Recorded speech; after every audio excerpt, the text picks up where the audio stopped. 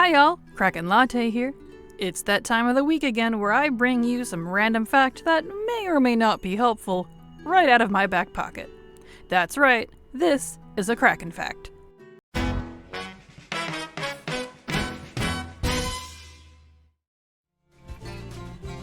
Did you know that the Nazjatar emissaries from Battle for Azeroth can still offer a reward of 30 prismatic Manapearls?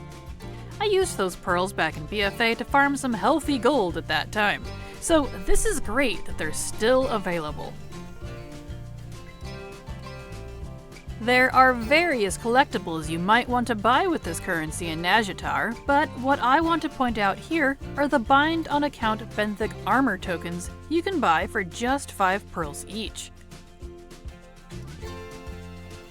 Obviously, this gear isn't current anymore, but that is not why it's interesting. When these are turned into armor and then disenchanted, they always give you at least one Veiled Crystal, which is the epic level enchanting material for BFA. And since they're bind on account, you could buy them on any alt and then send them to your enchanter. This means that when this 30 pearl emissary is available, you could buy at least 6 benthic, not even including any pearls you might get from the world quest to complete the emissary, and thus get at least 6 veiled crystals per character. That means you could buy a lot of benthic if you have a few alts at level 50 or higher. Of course, you should check your realm's prices on the Veiled Crystal, as well as any crafted goods you may want to sell with these before investing your time here. This may or may not be worth it for you, so make sure to do some math first. Oh, and if you decide it is worth it, but you did not play during BFA, you'll have to unlock Nazjatar first. I'll have a guide on how to do that linked in the description and in a pin when that's available in the near future. Did you know there are items in-game that are classified as bind on account? It's likely you've seen this tag, but possible you don't know exactly what that means. So let's take a look. BoA, likely a term you've seen other players use, simply stands for bind on account. This means these items are not bound to a single character, but you cannot trade them with another player as they are bound to your account specifically. In fact, that's actually your entire Battle.net/Blizzard retail WoW account, including all these extra WoW accounts that you can have listed here under your same Battle.net account. Of course, this is also region locked, but otherwise you can actually mail these BoA items to any character on your own account, on any account. That might be a bit confusing because that's a lot of the same terms to describe multiple things, so let's run through an example. Here's a guild tabard that I bought from my guild vendor that's labeled bind on account. This character I'm currently on is on my account number 1. So I'm going to take this tabard and mail it to this character. See how I typed in the realm there in addition to the character name? That's because you can mail these items, any BoA items, across servers too. Now, let's try to go log into that character by changing accounts here. And, uh-oh, that character I mailed to is Horde. I was on an alliance character. But don't worry, account-bound items can even go across factions. Look, here's the tabard in the mail. Neat! So, bind on account items can be mailed across faction, across server, and even across your own WoW accounts. Wild, right? Woohoo! Did you know that if you start on a new server, you'll have no gold? And unless you transferred that alt, it can be a pain to start so fresh. One way to start building some gold would be to sell some battle pets on the auction house of your new server. Battle pets, when learned, are account-wide and actually can be caged and sold on any server. But that can take a while. So here's a little trick I like to do. First, hop back onto your alts on your old server, assuming you didn't transfer them, and run over to your guild vendor. You can find one in most cities, but the one in Stormwind and Orgrimmar are easiest to spot. Now, granted you have the gold and your guild has these unlocked, you can buy as many renowned guild tabards as you're willing. There is a small gold loss here, but you'll notice the tabard vendors, after you buy it, for $62.50. That's our ticket. The illustrious guild tabard will work too, in case you only have access to that. So, buy as many as you want, or can afford, and then mail them to that new alt. Since these are bind on account items, you can mail them across faction, server, and account. Now, log back into that new alt, pull the tabards from your mail, and then just vendor them. It's clearly not super efficient, and there is certainly an overall gold loss, but it's fast, easy, and can help you get started in a pinch. Did you know that you can get around 245-ish anima per rare in Zereth Mortis? If you're a collector like me, you'll notice that you need a lot of anima to get everything Shadowlands has to offer. Like, a lot. Hundreds of thousands, even. From upgrading Covenant Sanctums on alts, to buying collectibles from Covenant vendors, to even sending some alts that sweet 226 BoA gear from Zereth Mortis, the need for anima is a bit crazy.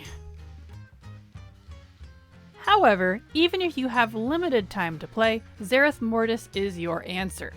The rares here are stuffed with anima and will drop around 6 or 7 of these anima webbing items per kill, each of which gives 35 anima. That by itself is more than most basic world quests for a fraction of the completion time.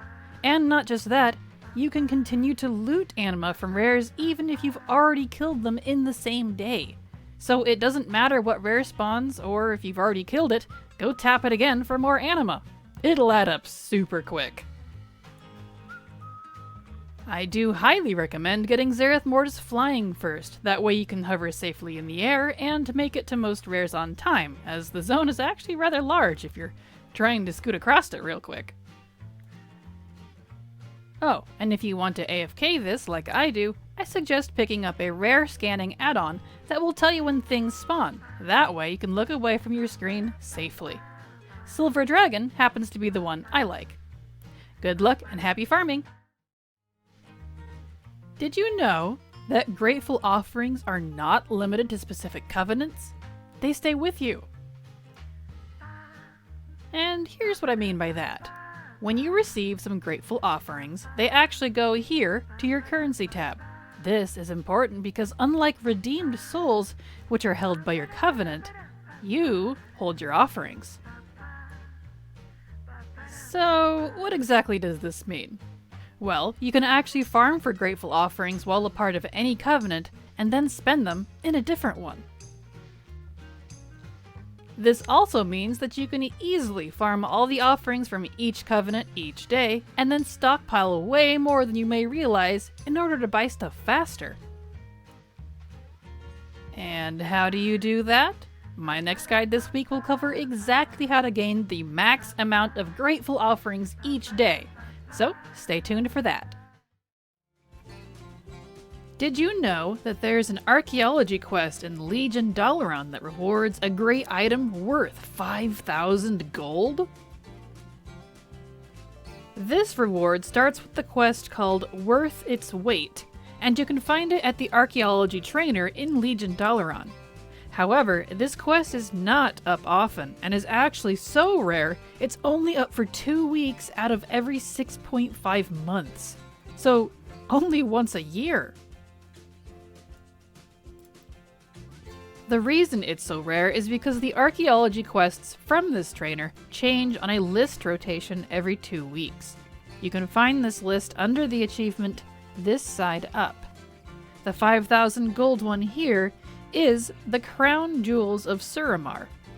The quests do rotate in order of this list, and you can see them on the map in Dalaran, so that you know what's available at any time. However, there is another stipulation with this specific rare quest. Despite how rare it is, you can actually only do it once per character. This alt here did it all the way back in Legion and still can't do it again. So you can only do this on as many alts as you have. Doing the quest is very simple, and you don't need to have archaeology leveled. But I do recommend your characters be at least level 45, as it does take place in Suramar, a level 45 plus zone. Now, it is quite easy, but is it fast? Actually, it's not bad. While the jewels you are collecting mostly come from angry spirits that attack you while you dig, and those have a random chance at spawning, it only seems to take me 20 to 30 minutes on any alt to get all 6 jewels. Considering 5k is more than most other raw gold sources these days, I'd say that's not bad, and it's easy. But it's up to you if you really feel it's worth its weight. Did you know that the lattices required to make protoform synthesis mounts are not account bound? Yeah, I didn't know that. If you actually look at the tooltip here, there's nothing anywhere on it that says bound. If you look at any that you might have on you, it's the same thing. The Glimmers, however, say they are Blizzard account bound, and the Genesis motes also say Blizzard account bound, so those cannot be traded. So the Lattices, however, can be traded, and let me show you something that I think is mind-blowing really quick here. Let me hop on my Bruto and show you something on the auction house. Yes, can you guess what it is? Lattices. Look at that, they're all there. And at least on my server, most of them aren't that expensive. I'm a little blown away by this because I have spent hours farming for specific lattices, and I had no idea because it just didn't dawn on me that they weren't bound. So, to show you what I'm talking about, since they are here, let's buy me a Helicid. I want a snail really badly. Let's pop out the magical, lovely thing here, and we're gonna go make a snail. I just bought the Helicid and a Terracnid off the auction house, lattices of course, and now I can make a snail or a creeper. So let's make the Scarlet Helicid with the lattice I bought off the auction house. I'm kind of freaking out here. There you go. Let's go look at our snail. Again, with the lattice we bought on the auction house. So hopefully those of you who didn't know this see this video. And if you have bad luck with lattice drops like I do, when you have everything else needed to make your mount, you can stop farming and you can just go buy the dang lattice. So there you go. That is your Kraken fact of the week. As you can tell, I'm a little salty. Hope this helps. Did you know that the Children's Week meta achievement has been nerfed? I mean, in a good way!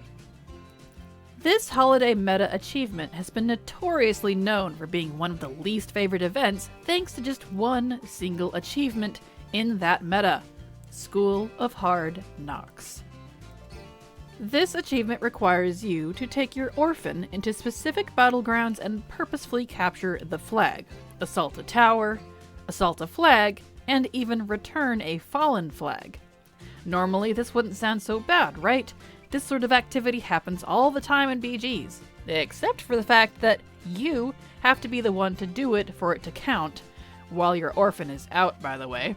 There are other various people also trying to do it at the same time, all while also trying to win a battleground, mind you, and you've only got 1 week to do it, or you have to wait an entire year to try again. Oh, and Don't even get me started on griefers that know what you're trying to do. So you needed that achievement to complete the holiday meta, but why is that a big deal? Well, you need the Children's Week meta along with all the other major holiday achievements for an even bigger meta that rewards a mount. What a long, strange trip it's been is a massive, year-plus long achievement that wants you to complete all of the major holidays before you'll be rewarded with the glorious, the beautiful, Violet Proto-Drake mount. And of course, this one PvP achievement has really caused a snag for a lot of folks over the years. But, like I'd said at the start, the Children's Week meta has been nerfed, and by that I mean it no longer requires the School of Hard Knocks achievement to complete. You can still get this PvP achievement, and the holiday meta is still needed for the mount, but Blizzard graciously removed this specific achievement from the requirements for that mount. And can I just point out something for a second that I thought was kind of morbid about this achievement, if you really think about it? These are orphans. If you actually read the quests about them and kind of look into their past, they're children orphaned by war. So instead of taking them out for ice creaming and telling them we love them, what do? We scar them more by taking them into heated battle where they can watch blood spill and the heads roll. I don't think we're good role models. Anyway, gruesome reality aside, I've had my Violet Proto-Drake for years, so this change doesn't affect me specifically. But I am really happy that folks won't have this blocking them anymore, and now more people can get them out. I'm not selfish by nature, so I love seeing other players achieve their goals. And that's all there really is to this. But I wanted to make sure you knew about this before Children's Week ends this year, just in case this was the last meta achievement you needed for the mount. And even if it isn't, you won't have to do the worst part anymore if you don't like PvP, so you can stop putting it off. Hooray! Did you know that as a warlock, you can turn your succubus pet into an incubus? And then back again in case you don't like them. It's really easy to unlock too. On a warlock that's high enough level to summon their succubus, you'll notice right away that the Summon Succubus spell is now named Summon Seod instead, and has a new, different icon, showing two faces this time. To unlock the new option, simply summon your succubus and accept the quest that she will have. She'll mention she can take many different forms and, well, she'll guarantee you'll have a good time, according to her. That sounds interesting. The quest that she gives you will send you to your class trainer in Stormwind or Orgrimmar, depending on your faction, and don't worry, it will show you where to go, in case you're not sure. And you will talk to that trainer, and find out that they're baffled at such a revelation of our Sayati friends, and comment on about needing to try it out themselves. Warlocks. Once that's turned in, this trainer here is where you can set the form of your Seod pet.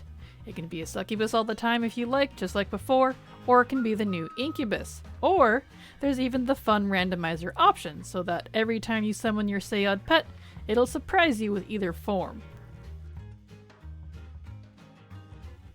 The only drawback is that the few special glyphs you can use to tweak the look of your succubus don't seem to affect the incubus version. The glyphs will stay on the succubus form if you revert back to her though, and you won't lose it, so that's good.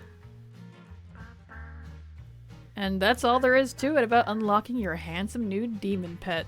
What a hottie. He's even got great animations and happens to be voiced by the actor who did Denathrius. Tasty. Did you know that you can farm for the Inkscale Deepseeker mount without doing Nazjatar PvP events? Surprise!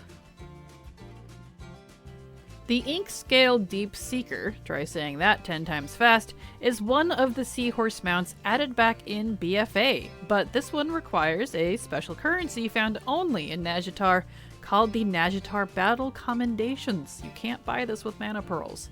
These are unique enough that they stack in your bags and not actually in your currency tab, so you'll have to keep an eye on them.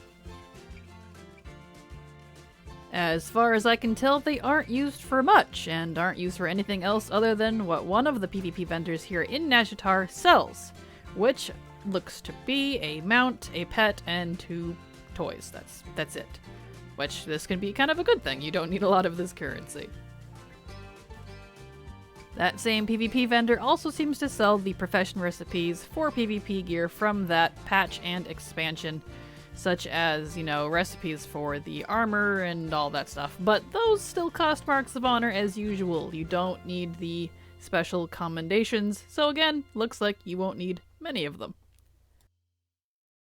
But of course, I said you don't need to do the PvP events to get this currency, and those events rarely trigger, by the way, so how do you even get the commendations? Surprisingly, it's really easy.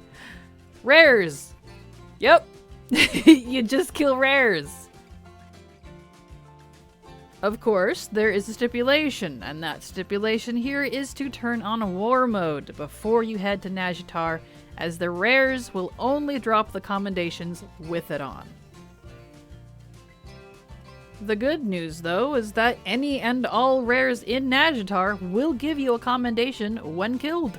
I've been farming these for a while now and have not yet found a rare that didn't give me one when I looted it, so this actually will be much easier and faster than you think.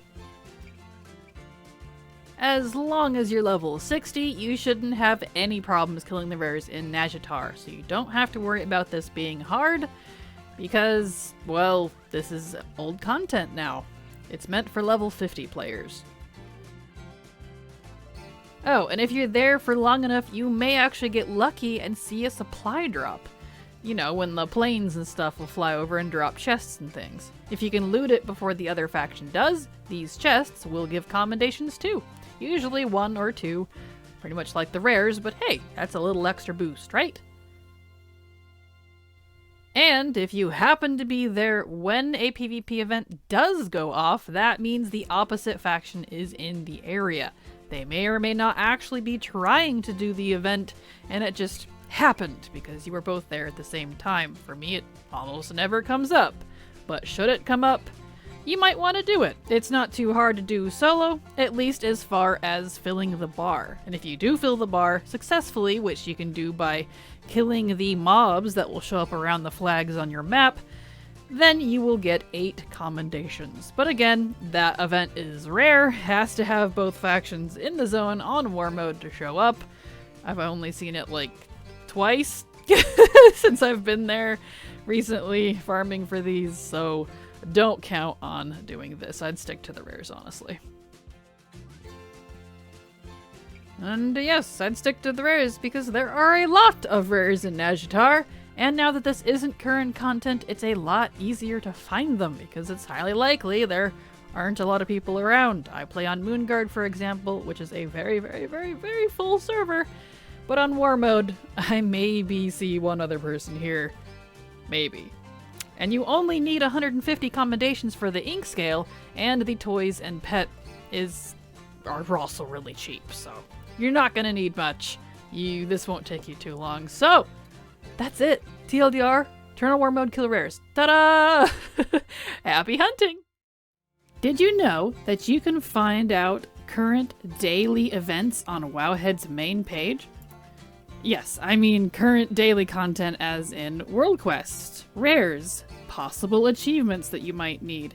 If you just type in Wowhead and go directly to their main page with no topic inserted, you will find that they have a plethora of options for you, and the main one is featured. And you will notice that featured currently, based on the current expansion being Shadowlands, is showing you what the callings are. Without even logging into the game, it shows you what the Torghast wings are, the weekly quests, notable Zareth Mortis rares that are up today, Venari's quests, the Beast Warrens hunts, the Tormentors, and their schedule that it will hopefully stick to, notable world quests. These are world quests that you might need for achievements and such. And it just goes on and on and on. It's actually super handy. You can see Covenant assaults, including the timer. It shows you what the WoW token is. the current world bosses, even Legion Archaeology quest, Coven Assault stuff. Hey look, Reliwix today. Looks like I need to go do that. I'm still needing that mount. And this is fantastic, and I'm afraid I'm a little embarrassed to say that I didn't know this for the longest time until probably the beginning of Shadowlands. Yes, I have played WoW for that long and didn't know this. But the best part is you can sort or categorize or pull up, however you want to say it, by NAEU, expansion that these applies to, and faction, which you can have both. I leave it on both because, you know, in case I need it. So you can have it just on Shadowlands stuff, and it will include all of that. You can look at BFA stuff, which is handy. It even tells you the current island expeditions, which is super awesome. And look, it shows you like the doubloon people, it shows you the world bosses. That's great for tracking if you need the Dune Gorger guy, the world boss from BFA that drops one of the alpaca mounts. It shows you the current horrific vision. And on and on and on. Even Warfronts, that's a good one. Oh, look, faction assault timers. Oh, look, even the N'Zoth assaults. I cannot stress how happy I am with this, because I wish I knew about this sooner. I don't know how long they've had this, probably a long time. Look, it shows you the Legion emissaries too. It's just not a whole lot going on for WoD, but it shows you who the menagerie pets are, which is probably handy if you know about that. But I tend to leave it unfeatured since this is most of the stuff that I'm doing right now. Anyway, that is it for this Kraken fact. I just wanted to point this out because this has been super helpful, and I've been referring to it every single day now to check Venthyr groups for the mirror stuff, to see if Reliwix is up without having to go all the way over there and wait for 30 minutes to check, etc., etc. So use it, and thank you, Wowhead team, for keeping track of this. Thank you so much. Did you know that patch 925 has brought us an awesome secret? Dark Ranger customization for Blood Elves, Void Elves, and Night Elves. It's super simple to unlock too, but there is something else you need to know about. Patch 925 gave us various chunks of wonderful story content, one of which digs into the continuation of the Forsaken, Kalia, and Lordaeron story. I won't give any spoilers though, as I highly recommend you do it yourself, and I suggest you do it on both factions. The endings are different for Horde and Alliance, and if you're into any of WoW's lore, you're going to want to see this. And, like I'd mentioned, we unlock the Dark Ranger customizations, which are the red eyes and pale skin options, by simply doing that new Kalia, Forsaken, Lordaeron questline that I just talked about. However, before you run off to go do it, there is something else you need to know. There is one more thing we can unlock. The Dark Ranger Transmog set that you usually see them in as NPCs comes from this questline as well, but there's a catch. You have to do it on a hunter specifically to gain access to buy it. Notice I said that you'll be buying it? I did this questline on a hunter and was very confused when I was not rewarded the Transmog set. Looking into it, you do unlock it, but you have to go to your hunter class hall in Legion to get it. Which, for those of you who played Legion or have maybe recently done the hunter class hall from Legion, which is still available by the way, great questline, definitely recommend it. You might remember there is a Dark Ranger there, so this kind of makes sense. But still, it might not be the most obvious thing in the world. And this vendor here in the class hall will sell it to you for 1,000 gold. And it has to be bought on the hunter you did that questline on, so no doing it on a paladin or something and then thinking you can go buy it on your hunter. Has to be done on the hunter. And of course this means you will have to unlock your hunter class hall if you don't already have access, but that part's super easy. Just head to Legion Dalaran and an NPC will approach you with the quest you need. Just follow that quest chain until you can reach the vendor there in the class hall, and presto! new Transmog. Did you know that you can't mount inside most instances? To most of you, that's probably a no-brainer. I mean, duh, Kraken. But do you know what thorn that also brings? Full bags. Even with the large 30 and 32 slot bags, if you do a lot of instance farming for transmog, mounts, gold, or whatever, you'll know that your bags will fill up quick. And you can't mount on your Mammoth, Yak, or Bruto to vendor stuff. It's kind of annoying. So, I'll let you in on my little secret. Well, it's not a secret, but still. There are two pets you can get, called the Guild Herald and the Guild Page. The names should point out where they come from, which is from your guild's vendor. Of course, there's a few quirks about these that you need to know. Firstly, your guild needs to have earned the achievements to unlock them. The Horde/Alliance Slayer achievement, which is to complete all the Slayer PvP achievements by killing a large variety of race class combos, is what unlocks the Guild Page. This one could take a while. The Guild Herald, however, is arguably much easier to get, as this one requires the Profit Sharing achievement, which is to loot 100,000 gold from creatures. If your guild has been around a while, you may already have this one unlocked. With either of those completed, you can go to your guild vendor in one of the major cities and buy them for a few hundred gold. They're fairly cheap, which is nice. Both of these, as you may have guessed, are companion pets, like battle pets that can't battle, that you can summon anywhere, including instances, which is what I'm getting at here. And the best part? They can act as vendors! Woo! But beware though, they can only stay active after you summon them for 5 minutes, and have a few hour cooldown. As far as I know, the Guild Herald has the shorter cooldown, but I'm not sure what those cooldowns actually are. I couldn't find a specific answer for some reason. There is another quirk you need to be aware of. These pets are, unfortunately, character specific, so if you want them on alts, each alt has to buy them. So again, I sure hope you don't plan on changing guilds for your alts anytime soon. Did you know that you can use the Pandaren Noodle Carts and turn yourself into your own vendor? Did you know that these have no cooldown? I am shocked that I didn't know about this until just a few days ago. In a previous Kraken Fact video, I showed you how you could get your hands on the Guild Herald pet so that you can clean up your bags while inside an instance that you can't actually mount in. However, that pet has a stupidly long cooldown. So, on that video, a wonderful viewer commented that you can actually use Noodle Carts to do this, and that they didn't have a cooldown. So, let the investigation begin. Lo and behold, they were right. Thank you, and thank you.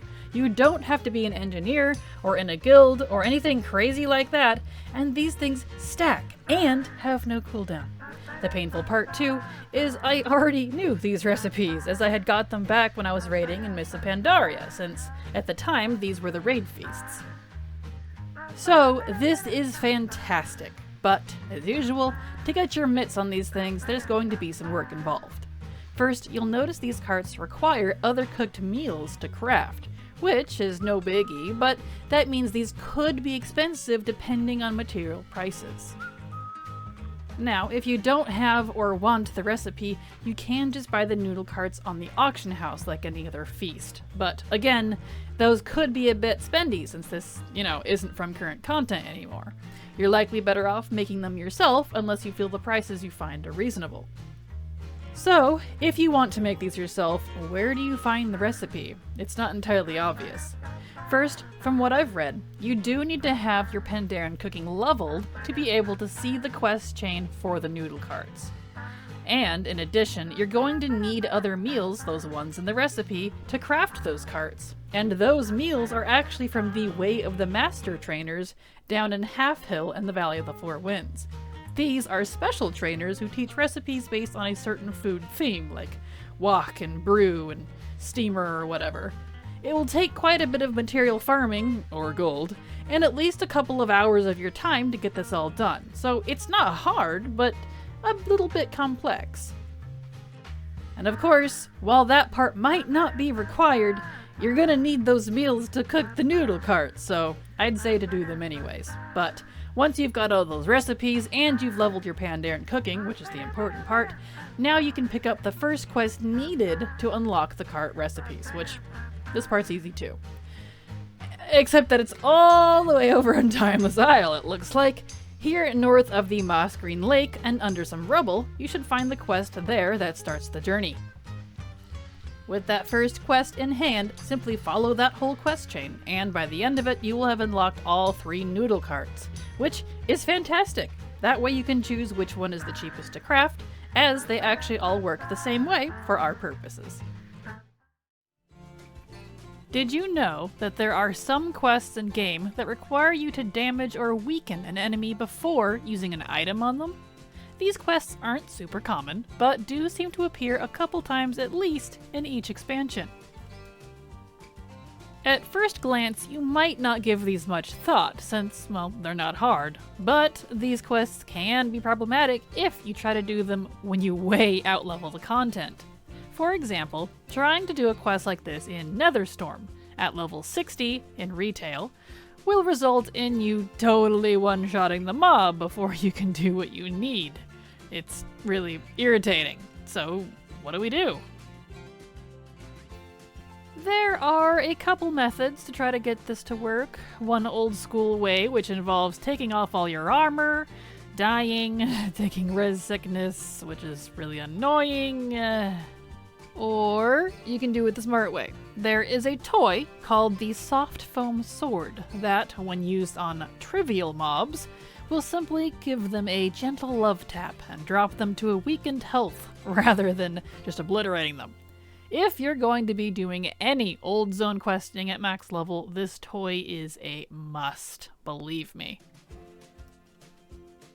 The best part is it's super easy to get. Blizzard knew exactly that players would need this, so it is not locked behind some difficult challenge. The gnome NPC, Geppetto Joybuzz, sells this toy for like 50 gold. He's in a few locations such as Stormwind, Orgrimmar, Borealis, etc., but the easiest place I think to find him is in Legion Dalaran, in the toy shop, since here he doesn't wander around in this location. So, it's simple. Just find him, buy it, learn it, and now it's yours to use it as you please. Yay! This thing is a lifesaver when trying to do old quests. Did you know that there actually is still a way to teleport directly to the Blasted Lands without going into Hellfire Peninsula? This was news to me too. In a previous Kraken Fact video where I shared with you all how to use this NPC to teleport to Hellfire Peninsula directly without needing to go to Shatrath, I had pointed out that it's annoying that you cannot go back through the Dark Portal to get into the Blasted Lands like we used to. Well, my lovelies, there is a way around this. One of my wonderful viewers commented this tip on that video, and I am happy to report it works, and it's actually superior to the other version. So, thank you so much for that. You know who you are. So, the trick is simple. Just like I showed you in the other video about this, you talk to the Honorhold/Thrallmar Mage, depending on your faction, to port you. However, by default, you will be sent to the Outland side of the Dark Portal because of the default zone phasing for the Blasted Lands, which, that default, is Warlords of Draenor time. That's right, that part matters. To get this swapped from a Hellfire to a Blasted Lands port, head down to the Blasted Lands manually first. Go find Zadormi here at the top of the map close to the border of the Swamp of Sorrows, and change the phasing to before the invasion, which is pre-Warlord's time. That's right, this is what does it. Now, with the Blasted Lands set for this pre-Warlord's time, anytime you use that Mage NPC to port this character, you'll be sent to the Blasted Lands instead. Now, why did I say this is actually superior? Well, not only does this let you port directly to the Blasted Lands, you can actually use the Dark Portal to go into Hellfire as well. While you still can't come back out, there is at least this extra option, and the Stormwind and Orgrimmar portals are still there on the Hellfire side. One main reason you might want to do this is for instance farming. Zul'Gurub and Karazhan are both near the Blasted Lands, and both of those instances have mounts as well. Other than that, just having this speeds up travel time if you're going down to the southern part of the Eastern Kingdoms at any point. I'm certainly thrilled about this. Did you know there used to be a portal in some cities that took you directly to the Blasted Lands or inside the Dark Portal? The majority of these portals were removed quite some time ago now, which can make it kind of annoying to try to get around to these areas. While there don't seem to be Blasted Lands portals anymore, there is still a way to teleport inside the Burning Crusade version of the Dark Portal, and you may prefer using this version to the Shattrath portal if you're needing to access central or northern Outland areas. It's a big place. On the lowest floors of Stormwind and Orgrimmar's portal rooms, there is a Mage NPC, Honorhold for Alliance and Thrallmore for Horde, who, when you talk to them, have the option to send you to the Dark Portal in a text bubble. And that's exactly where you'll appear when you use it, on the Outland side. Annoyingly, however, you can't just go back through the Dark Portal like we used to access the Blasted Lands from this side. And there are at least Stormwind and Orgrimmar portals here if you need to go back to the cities, but, well, at least you don't have just the Shattrath portal anymore. You can use this one instead. As far as I know, there aren't any requirements to access this NPC besides being like level 10. I seem to be able to port there on any of my alts, including totally new ones, despite what the comments on Wowhead have said. So hopefully there isn't some hidden silly requirement for this that I have and don't know about. Otherwise, this is the perfect way to get to the central and northern zones of Outland for farming or questing, especially since Tempest Keep is like the farthest point on the map from Shattrath, and that might be where you're heading so you can farm for mounts. Did you know that the floor inside High Mountain is a giant drum? If you jump on it, it'll make drum noises. This is a fun little detail that I've known about since it came out in Legion, and I love jumping around on it while I wait for NPCs to talk when I'm questing here. However, did you know that there's an achievement for jumping on this? This one's called Drum Circle. A secret achievement that I didn't even know about until recently, thanks to one of my friends in my Discord. Lucky for us, it's really easy to get, and you can do it solo despite the name. Just get yourself over to High Mountain. I don't believe your level matters, but of course it's easier to get there if you can fly or have the flight point. Once in High Mountain, head down into the city center itself, where Mela is, and stand on the very center of the circle, likely where Mela is standing. Then, just jump up and down without moving your position for about 2 minutes, and bam! Achievement! You don't get anything for this aside from the satisfaction of having it, but I thought this was a neat little secret for all of us achievement collectors. Have fun! Did you know that there are 10 different quest items you can turn in for an easy 90 Darkmoon Fair tickets? And these don't require you to do any fair dailies either. The best part is that all of these can be bought and sold on the auction house, so if you have the gold, you don't have to bother farming for these since many of these have their sources from dungeons or PvP, so if you're farming for them specifically, it could take a bit to get all 10 of them on your own. As a tip, I have all of these items favorited on the auction house so that I don't have to search for them manually each time I need to buy them, because, well, their names are a little funky and you know, it can be hard to look them up specifically if you don't remember. So, the list of these items are the Fallen Adventurer's Journal, Banner of the Fallen, Captured Insignia, Imbued Crystal, Monstrous Egg, Monstrous Grimoire, Ornate Weapon, Soothsayer's Runes, A Treatise on Strategy, and Moonfang's Pelt. The last one in the list there is one item that might be a bit problematic if you're on a low pop server. Moonfang's Pelt is a drop from Moonfang, a Darkmoon Faire world boss type mob, so supply may be low on that one. Whether you're able to get the pelt or not, each of these items can be turned in once per Darkmoon Faire, so once a month, per character. And it's a great way to get a quick shot of tickets for minimal effort. There are tons of things to buy at the fair, including Mog, mounts, pets, and even recipes, so this will help out a lot. Did you know there's a way to get an easy 100 Darkmoon Fair tickets once per character? While the tickets currency is not account-wide and it is character-specific, a quick shot of 100 tickets on any alt can actually get you more than you think, especially if you have a lot of alts. First, let's take a peek at what you could buy with a mere 100 tickets. While the mounts are more expensive, it looks like you can actually buy quite a bit. Pets, toys, flavor items, and armor mostly seem to be available to you as they are all below that 100 amount. Awesome, right? Even better, getting these tickets is super easy. First, the Darkmoon Fair has to be active, obviously, or you can't enter it.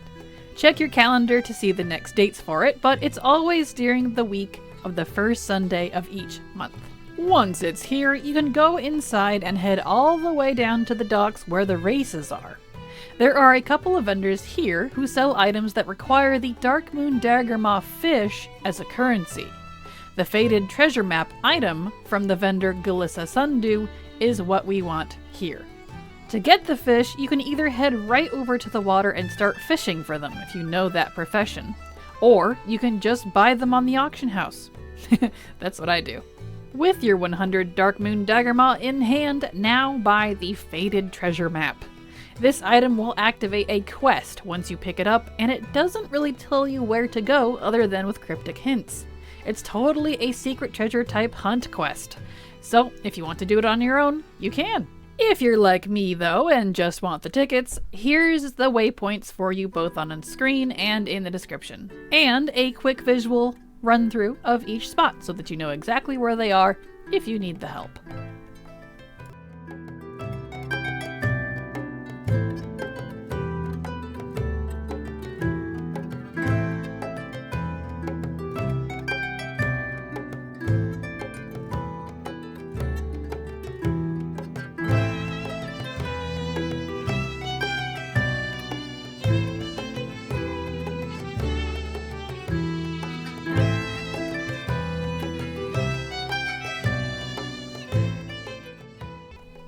Once that's completed, turn it in and get your 100 tickets. This is only available once per character. Even if you try to get it again next month, it won't be there. One time only. So, this is where your alts can shine. Did you know that the best warrior class is true to their class fantasy and is basically a weapons master? That's cool and all, but do you know what that means for transmog collecting? Haha! Best weapon transmog farming class. Here's why. First, if you go in game and look at your general spellbook, there is something you need to know. If you find the weapon skills passive, the tooltip here will show you a list of the weapons that your class can use in combat. There's a reason I worded it that way. This is the weapon list that your class and even specialization specifically is limited to for use in combat. Some abilities with a lot of classes can only be used with certain weapons equipped, like Subtlety and Assassination rogues need daggers equipped, for example, or they cannot use some of their main abilities. However, that weapon restriction is deceiving because your class may actually be able to learn and equip more weapons than you can actually use in combat. Did you know that rogues can learn bows, crossbows, and guns, even though they can't use them in combat? Unlike with armor, if your class has the ability to secretly equip a weapon type, they can learn that appearance even if they cannot use it for combat. You can see where I'm going with this. This is why warrior is actually the best weapon transmog farmer. Look at this. Here is a chart of all the weapon types currently in game, both melee and ranged. You'll notice here that the warriors can learn everything except warglaives and wands. Yep, daggers, staves, guns, you name it. And they can learn both shields and offhands, which are totally weapons in my book, bite me. So that's a major bonus too, since there are only 3 classes that can actually use shields. Need I go on? This chart here pretty much makes this case closed in my book. Happy weapon farming, it's warrior time! Did you know that there is a portable black market auction house? It's not easy to get your hands on, but it could be worth it if you use the black market often.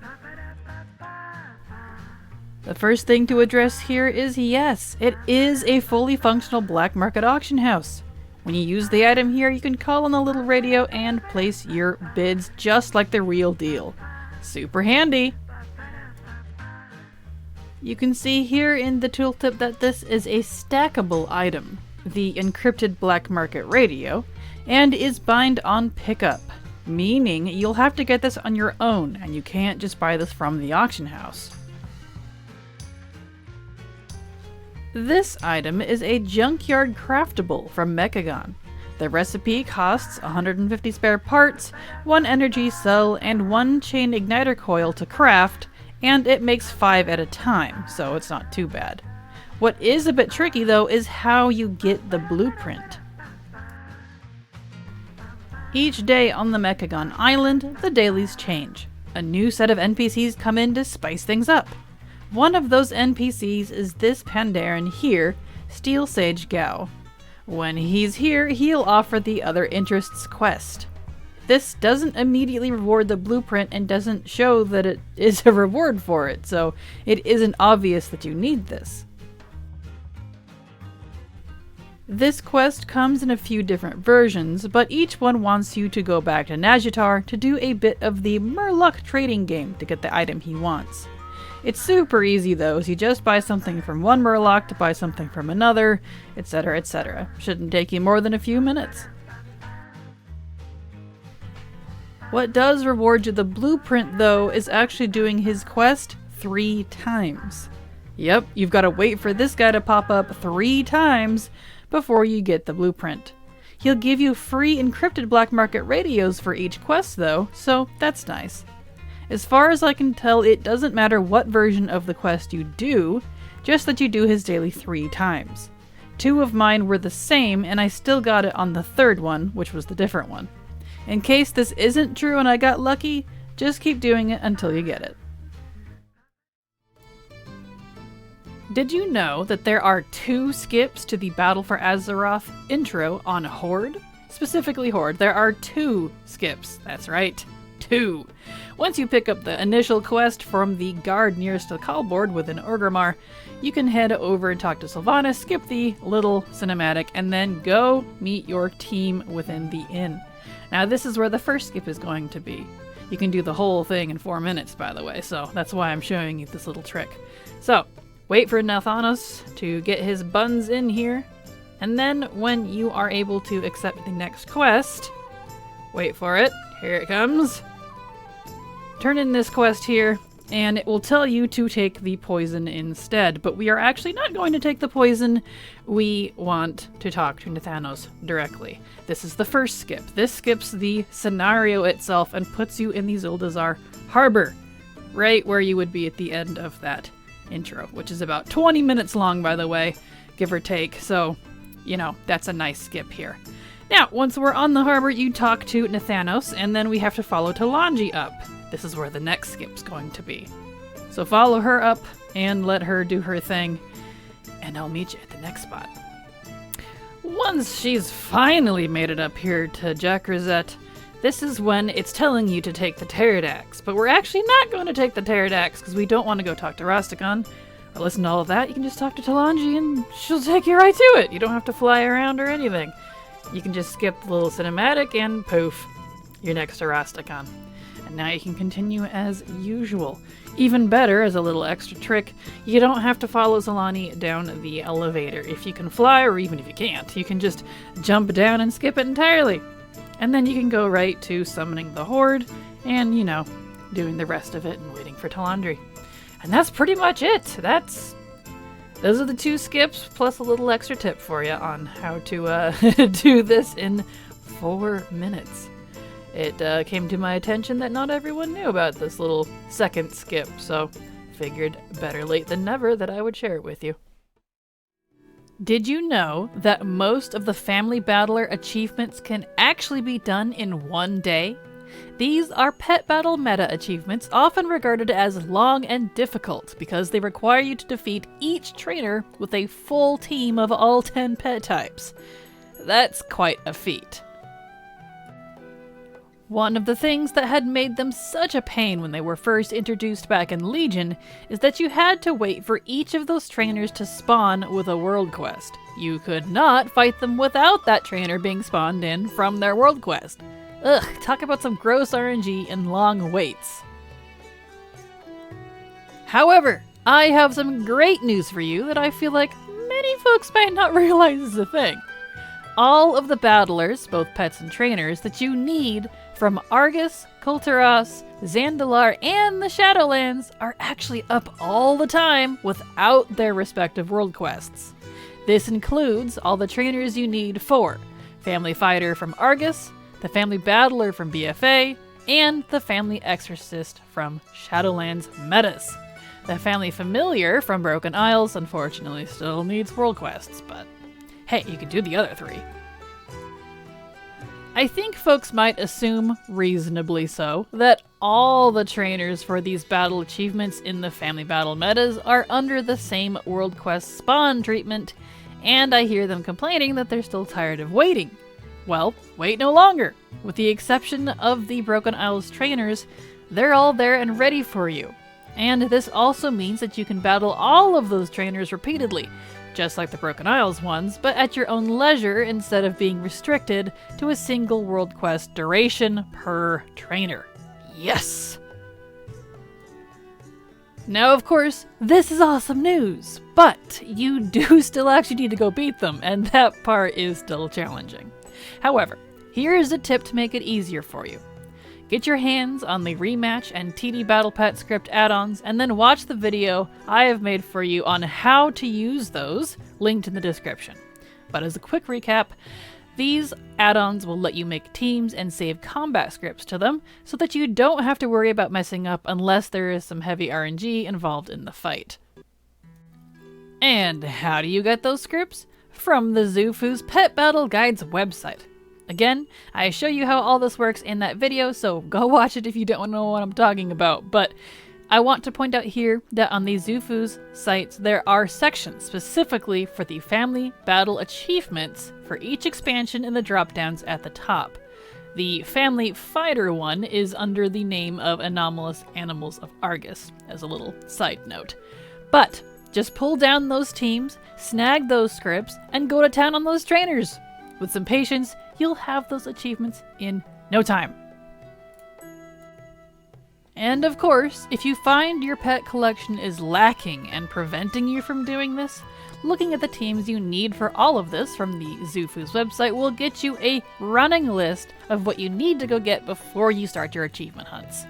It's a great place to get started. Thank you, Xufu's. Did you know that fishing can be both profitable and relaxing? The only annoying thing about it is needing to stare at your bobber intensely with cursor at the ready to click it at the exact moment the fish bites, or you'll lose your catch. I can't count the times I've looked away for just a second, only to hear it go off and then misclick and lose the fish because I wasn't looking fast enough. However, thanks to the patch 10.0 updates, this is no longer a thorn in our sides. You may recall a new wonderful feature that's been added in patch 10.0. The new Interact with Target feature, along with enabling an Interact key, will allow you to interact with whatever interactable object is in front of you with whatever key you set it to. The first thing that may come to mind here are NPCs, but of course this will include other objects too, like banks, loot, etc. And of course, this also includes the fishing bobber. Cast your fishing line out like you normally do, and since you face your bobber by default because it casts where you're facing, it will count as interactable with your keybind. Look at this! This simple change to how you can interact with the fishing is such a huge quality of life improvement, and now fishing is going to be even more chill than it already was. Chill enough that I may even be able to do fishing streams with the community in my garrison for rare mounts. Wouldn't that be awesome? Thanks to this simple improvement, we'll be able to look away and not misclick when it goes off. Huzzah! And speaking of streaming, it was Mikhail who brought this to my attention in my stream. On Twitch. That's right, I stream on Twitch now. Wink wink, nudge nudge. I totally didn't even think to check the fishing bobber interaction for this. So, thank you Blizzard and thank you Mikhail. Did you know that there are special playable races that you can unlock? These are known as allied races. You don't have access to these by default because there are various things you must do to unlock each one. And while it's all fairly easy content, it can be a bit confusing to know what you need if you're just starting or where you're at if you've taken a break. Lucky for us, Wowhead has our backs yet again with something called the Battle for Azeroth Attunement Tracker. Using the link I've shared with you in the description, just put in your main character's name, region, and realm into the page here. Make sure this is the character you want to use to unlock your allied races. Once you've done that, it will read your character and account progress and come up with your status on each one. Each allied race has their own requirements listed next to them, and all of that is clickable so that you can read up on what you need to do. Guides included. Note too that some allied races need an opposite faction character to unlock. Like in my case, this is my Alliance main, so it shows that I don't have some completed, such as the Zandalari or Volpera, but that's just because this character can't unlock them. Additionally, this page has some various other things tracked for you, like Heritage Armor and BFA campaigns. There's lots here to check out, so definitely dig in if you need some help. This page is super handy. Thank you, Wowhead. Did you know that the default user interface has been recently totally redone and is now quite customizable? This is absolutely awesome, and it's wonderful that we now have the option to make our UIs more to our liking without the need of add-ons if you choose. We can even save it to profiles that we can use on alts. Nice! That said, once you've got your new UI profile saved, perhaps you decide to make a new alt and want to go with the Exile's Reach option, since it's a very well designed and efficient choice for new characters, especially if you're a Worgen, Goblin, or Pandaren, because they have long starting zones that you may not want to do repeatedly. However, you'll very quickly notice something rather annoying. The editor's mode is disabled. I assume this is likely Blizzard's attempt to prevent new players from being overwhelmed with all the new UI stuff that you can do. However, I find it super annoying because when I play a new game, the first thing I usually look to do is to customize the UI to my liking if possible. There's even been times where if I could not fix something that annoyed me so much within a UI, I quit that game because it would taint my enjoyment of that experience. So to me, this isn't a good idea. It seems to have been missed, the idea that veteran players who already have a UI set up will have the option to choose Exile's Reach as well. Like myself.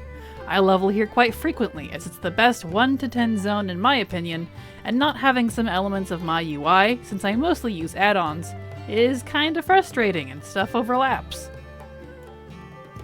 Luckily, as veteran gamers, we know about console commands.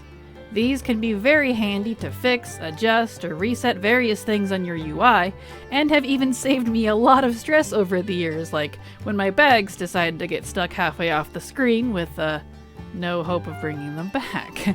Thankfully, there is one such command that will let us reactivate our saved UI if we don't want to wait 10 whole levels until after Exile's Reach to use it. This will bring up the editor mode we're looking for so we can pull in that sweet UI profile we want. Huzzah! Thank you to whoever figured this out. Having my buff smushed up into my quest list was getting a little old. Did you know that there's a cute little pet called the Globe Yeti that spawns only during Winter's Veil? That means this little bugger is only here for once a year for just a couple of weeks during this holiday. And it doesn't just show up anywhere either. It spawns specifically inside the giant snow globes found in Orgrimmar and Ironforge, It'll spawn here and run in circles real fast, so it's easiest just to wait for it to come towards you since you'll be floating inside the new globe. And the best part is you don't have to get upset if someone beats you to it anymore. This pet used to be a real pain to get, and took fighting other players tooth and claw to reach it first back when I did it many years ago. But as of 2019, it's only on a 1-minute respawn timer. So in case you hadn't heard that and had been putting it off because it was such a problem, this little guy is real easy to get now. Plus, if the need to collect it or its cute little looks aren't enough, it is a pet that has a stun ability, which can be really handy in battles where you need to survive just an extra turn, or you are trying to catch a pet that likes to self-destruct. So, the Globe Yeti isn't just cute, it's useful. Did you know that your Dragonriding unlocks are account-wide? Not just account-wide, but you can access it all as soon as you step onto the Dragon Isles before you're even level 70. As far as I can tell, this includes all the Dragonriding features. This starts with the actual Dragonriding unlock itself that you get from questing in the Waking Shores. Any alt who comes to the Dragon Isles after you've unlocked that once can Dragonride here, and for that part, you don't even need to finish the campaign. The glyphs are also unlocked account-wide. While you do need to choose your talents with them on each alt, you can fill out this little tree as soon as you hit the Isles.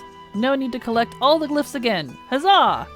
Your minimap button will switch over to the Dragonflight version when you reach the Isles, and you can select your talents from there. Or, if you're like me and dislike minimap buttons, you can use a macro to access the talent screen instead. Here's that macro in case you're curious, and it's also in the description. The 4 current Dragonriding mounts are also unlocked account-wide. You can find all 4 of them listed at the top of your mounts collection on any alt. Each one of these are unlocked by questing in each of the 4 zones, usually pretty close to the end, so that's nice that we don't have to go quest for them for a while on every single alt. And the Dragonriding customization is also unlocked account-wide, at least the options are. You'll be able to collect all of the options for your mounts and then have them available across all characters, but also be able to customize each dragon uniquely on each character as well. It's just like the barbershop, but for your dragons. Having access to all of this account-wide is a huge step forward in major alt friendliness, and not just account-wide at level 70, but as soon as you reach the Isles. I seriously appreciate that Blizzard took the time to make sure it was like this because it frees us up to just get right into the Dragonflight content without being gimped every time we want to switch alts. Thank you so much for this. And there we have it. If you think I've missed information or you want to request I do a specific guide, let me know in the comments below. Even if I don't answer you, I just might add your idea to my list. As always, thank you so much for watching, and remember, it's never too latte.